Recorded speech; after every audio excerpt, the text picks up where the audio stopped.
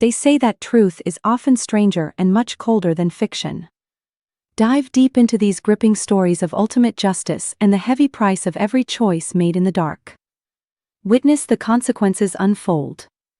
Hit that subscribe button now and stay tuned for more. My husband's girlfriend sent me a voice message. I was standing in the kitchen making coffee, not a text. A voice message. 43 seconds long. I remember staring at my phone screen for a full minute before I pressed play. The name that came up wasn't saved in my contacts, but the area code was local. Something in my stomach already knew. Her voice was smooth, practiced, almost like she'd rehearsed it. She said her name was Brooke.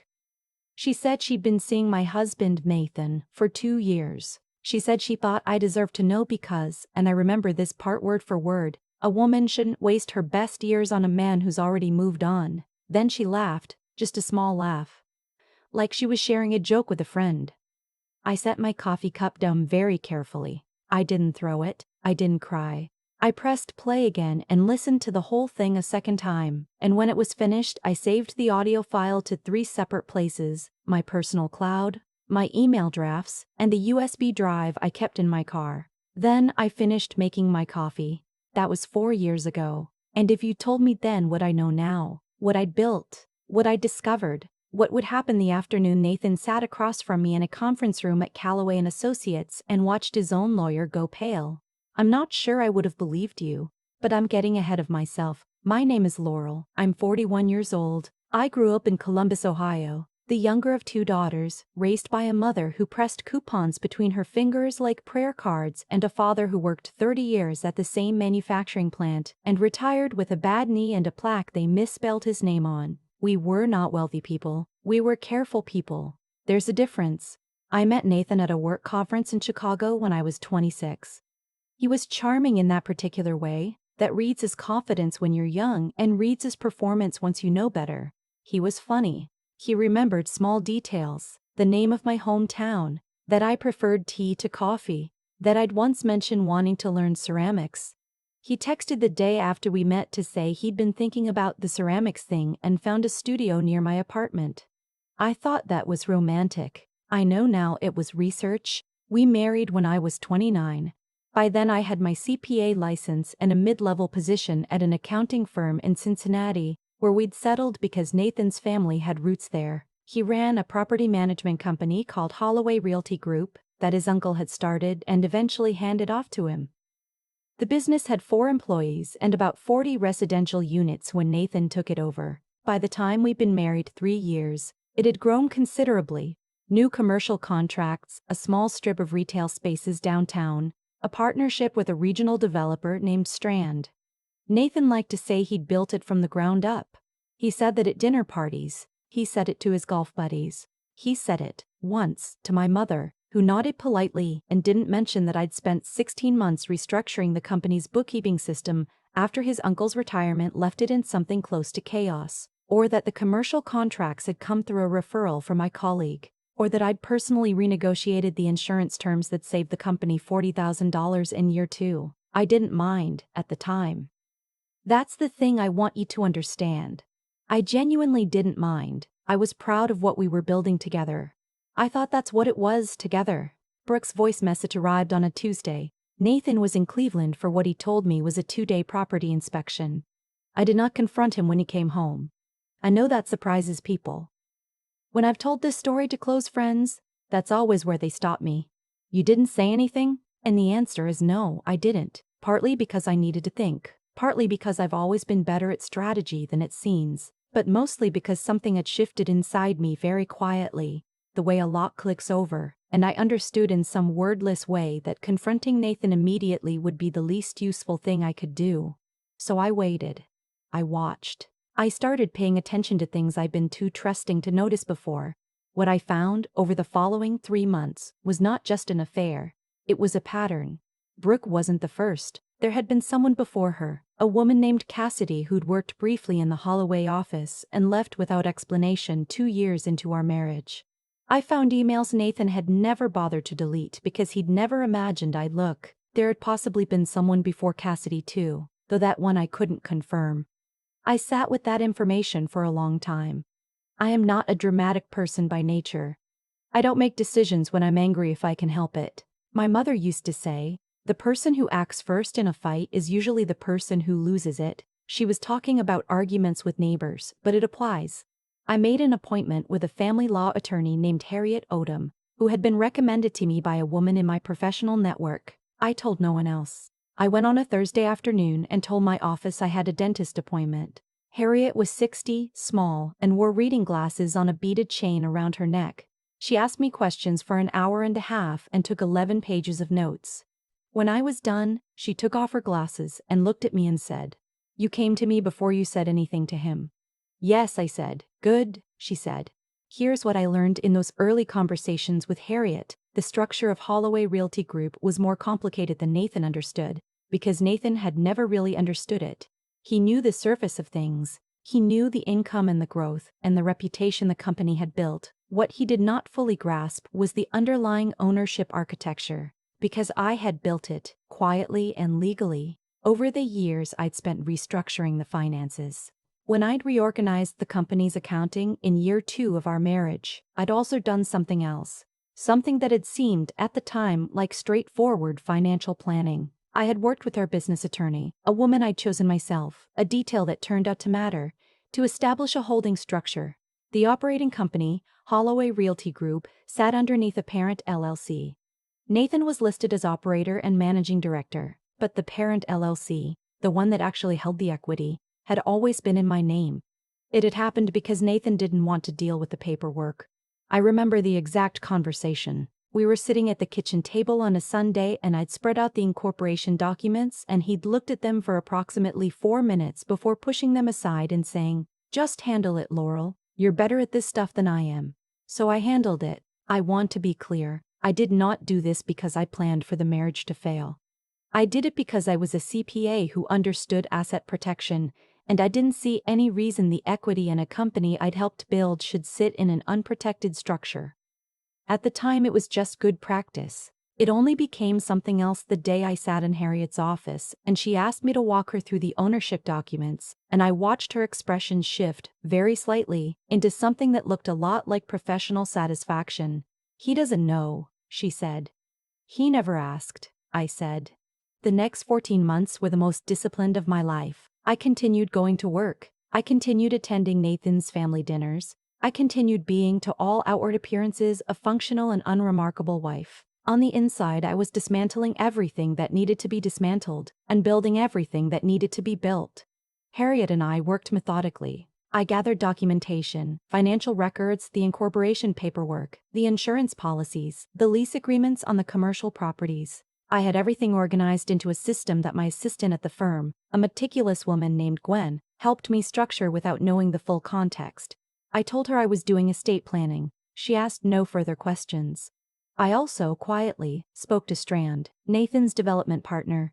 I had always had a better relationship with Strand than Nathan realized. We'd worked closely together during the commercial contract expansion, and I'd been the one who actually understood the numbers in their partnership agreement. I didn't tell Strand what was coming, but I did, in a meeting that Nathan wasn't present for, make sure that Strand understood who had built the financial architecture of the partnership. Strand was quiet for a moment after I finished. Then he said, "I always wondered why Nathan let you handle all the documentation." "He didn't let me," I said. "He just wasn't paying attention." Strand nodded slowly. "What do you need from me?" "Nothing yet," I said. "But I may need you to be honest in a room someday." He said he could do that.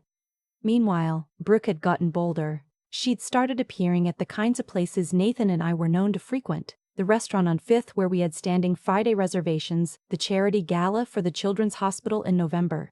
I don't know if Nathan asked her to come or if she came on her own initiative. It didn't matter. What mattered was that she wanted me to see her. She was younger than me by about 8 years. Pretty in a bright, deliberate way. She wore a necklace at the gala that I recognized. A thin gold chain with a small diamond pendant that Nathan had given me for our 3rd anniversary, and that I hadn't been able to find for the past 6 months. I looked at that necklace for a long moment. Then I smiled at her and introduced myself, and shook her hand and said it was nice to meet her, and went back to my table. I texted Harriet from the bathroom. She was wearing the necklace. "We need to add it to the inventory." Harriet responded 20 minutes later, already noted. Good girl. Nathan asked for a divorce in February. He came home on a Sunday afternoon and sat down at the kitchen table, the same table where he pushed aside those incorporation documents 12 years earlier, and told me that he hadn't been happy for a long time and that he thought we'd grown apart and that he believed it would be better for both of us to separate. He did not mention Brooke. I listened to everything he said. I asked him if he was sure. He said he was. I told him I understood, and that I thought we should handle it as respectfully as possible, and that I would have my attorney contact his by end of week. He looked slightly surprised that I took it that well. He had no idea. The mediation session was scheduled for a Wednesday morning at a downtown office. Nathan arrived with his attorney, a man named Philip who had a good reputation and had handled several high-profile divorce cases in the area. Nathan was dressed well. He was calm. He looked, honestly, like a man who expected to leave with most of what he came in with. Philip had prepared what he clearly believed was a comprehensive asset overview. The house, jointly owned, Nathan's personal accounts, the vehicles, and Holloway Realty Group, which Philip described as the primary marital asset, with a current valuation that made Nathan straighten slightly in his chair. Harriet waited until Philip finished. Then she opened her folder and set a single document on the table. It was the original operating agreement for the parent LLC, my name at the top, my signature at the bottom, dated 11 years ago. Philip picked it up. He read it. He set it down and picked it up again. Nathan said, "What is that?" I said, "That's the company, Nathan." The silence lasted long enough that the paralegal in the corner stopped typing. Philip asked for a recess. We took 20 minutes. When they came back, Nathan's expression had changed entirely. The calm was gone. In its place was something that looked like a man trying to remember every conversation he'd ever had and finding that the details weren't adding up the way he thought they did. Philip asked me to walk through the ownership structure. I walked through it. Harriet provided the supporting documentation at every step: the parent LLC, the holding arrangement, the chain of title on the commercial properties, every lease Nathan had signed as managing director, which was a role that derived its authority from a parent company he didn't own. Nathan kept looking at me like he was waiting for me to tell him it was a misunderstanding. It wasn't a misunderstanding. "How long?" he finally said. "The structure's been in place since year 2, I said. "You were there for the paperwork, Nathan." "You pushed it aside." Philip put his hand on Nathan's arm. Nathan sat very still. I did not feel triumphant. I want to be honest about that. What I felt was something quieter, something like the particular exhaustion that comes after you've carried something heavy for a long time and finally set it down. I felt tired. I felt clear. I felt like a woman who had always known exactly what she'd built, even when no one else was looking. The settlement took 4 months to finalize. Nathan received a negotiated percentage of the company's operating value, structured as a buyout over 3 years. Terms that Harriet had drafted to be fair by any objective measure. He kept his personal accounts, his car, and the golf club membership I'd never used. He did not keep the house. He did not keep the commercial portfolio. He did not keep the commercial portfolio. He did not keep the development partnership with Strand, which Strand restructured with me directly in the months that followed. The gold necklace was itemized in the asset inventory. Brooke returned it through Nathan's attorney without comment. I had it cleaned and put it back where it belonged. There's something I've thought about a lot since everything settled. People keep asking me when I knew. When did I know that I was going to do it this way? The quiet approach, the long preparation, the patience that apparently looked from the outside like a woman who simply didn't notice what was happening to her own marriage. The honest answer is, I'm not sure the decision was ever a single moment. It was more like a series of small understandings that accumulated over months, each one clicking into place like entries in a ledger. I understood that anger, however justified, was not a strategy. I understood that the story I told myself in private mattered less than the story the documents could tell in a room full of lawyers. I understood that a woman who is underestimated has an advantage if she's willing to use it patiently. My mother's advice was always about not acting first in a fight. But what she was really teaching me, I think, was something older than that. Know what you have before you decide whether to give it away. I knew what I had. About 8 months after the settlement, I was sitting in a coffee shop doing what I now think of as my normal life, reading case files, drinking actual coffee, wearing jeans, when a woman stopped at my table. I didn't recognize her at first. She introduced herself as a friend of a friend who'd heard my story from someone in Harriet's professional circle. She was going through something similar, she said. She'd just found out. She didn't know what to do. She had that specific look I remembered from my own reflection around month 3 of the whole ordeal. A woman trying to hold her face together while everything underneath was rearranging itself. I asked her to sit down. I didn't tell her what to do. I'm not a lawyer, and I'm not a therapist, and her situation wasn't my situation. But I told her what I wish someone had told me early on. Document everything, hire someone you chose yourself, and do not let anyone tell you that you don't understand your own financial life. I told her that silence is not the same as weakness. I told her that patience is not the same as surrender. She wrote both of those down. I don't know what happened with her marriage. I hope she's okay. I think about her sometimes when I'm sitting in that same coffee shop, which I go to often now because it's 2 blocks from the office I leased for myself 6 months after the divorce was final. The office that has my name on the door and houses the accounting practice I'd been meaning to build for years and never quite had the space to. It turns out that when you stop organizing someone else's books, you have a remarkable amount of time for your own. The name on the door is Laurel Voss, CPA. I chose Voss because it was my grandmother's name, and my grandmother was the most financially literate person I've ever known. She kept her own savings account from the day she started working at 17 and never once combined it with anyone else's money. She used to say, "What's yours should have your name on it, sweetheart. Not because you don't trust people. Because trust should never be your only protection." I think about that every morning when I walk past the door. I think she was right. I've had a lot of time to think about what actually happened, not the legal part, not the paperwork, but the part underneath all of it. The part that's harder to put into words. People want to call it revenge. I understand why. The surface of the story looks like that. Woman wronged, woman wins, man loses everything he thought was his. It's a satisfying shape. But when I'm honest with myself, sitting in my office on a Tuesday morning with a cup of coffee and no one else's schedule to manage, I don't think revenge is the right word for what I did. What I did was pay attention. For years, I paid attention to things Nathan never thought were worth his time. The documents, the structures, the fine print of the life we were supposedly building together. He signed his name where I pointed and walked away and trusted that things would just continue working. And they did continue working. They worked exactly as I built them to work. He just assumed, because he was the one with the louder voice in the room, that the whole thing was his. That assumption is what undid him. Not me, not the sea, not assumption is what undid him. Not me, not Harriet, not the settlement conference, his own certainty that he didn't need to understand what he hadn't bothered to build. I think about Brooke sometimes too. The voice message, the necklace, the way she showed up at that gala like she was delivering a verdict. I don't hold it against her the way I probably should. She was playing a game she thought she understood. She didn't know the board well enough to see how far behind she already was. That's not cruelty on my part. That's just the truth of what happens when you make bold moves without doing the underlying work first. The underlying work is everything. It's not glamorous. It's not the part anyone tells stories about. It's the Sunday afternoons with incorporation documents spread across the kitchen table while your husband watches football in the next room. It's the Thursday appointment you tell your office is a dentist visit. It's the quiet, unglamorous discipline of knowing exactly what you have and making sure your name is on it. My grandmother knew this. She never had a corporation or a development partner or a settlement conference. She had a savings account she opened at 17 and never let anyone else's name touch. Same principle, different scale.